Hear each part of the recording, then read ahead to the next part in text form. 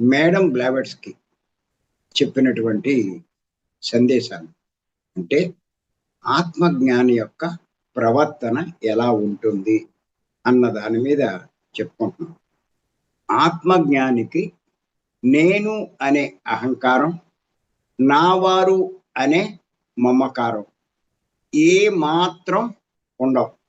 అంటే నాది మాది, నావారు మావారు మాది, ఈ రెండు ఉండకూడదు.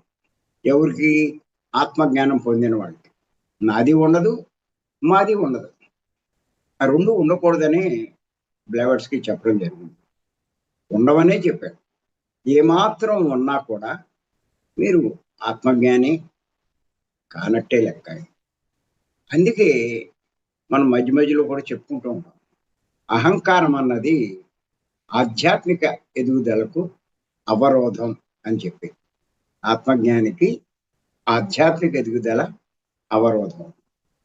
అలాగే మమకారం కూడా ఆధ్యాత్మిక ఎదుగుదలకి అవరోధం.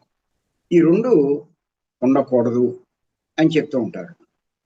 ఇక్కడ మనం పురాణాల నుంచి కానీ ఎన్నిటి నుంచి మనం ఉదాహరణ తీసుకున్నా స్పష్టంగా మనకు అర్థమవుతుంది. మనకి పత్రి గారు స్పష్టంగా చెప్పారు ఈ రెండిటి గురించి. ఆయన అది వదిలేశాను ఇది వదిలేశాను అంటారు. అవి కాదు వదలవలసినవి. నీకు ఇష్టం లేని కూరలు, ఇష్టం లేని తిళ్ళు ఇవి కాదు, నామాలు వదిలేయి అని చెప్పంటారు. అప్పుడు నువ్వు ఆధ్యాత్మికంగా చాలా ఎదిగినవాడు.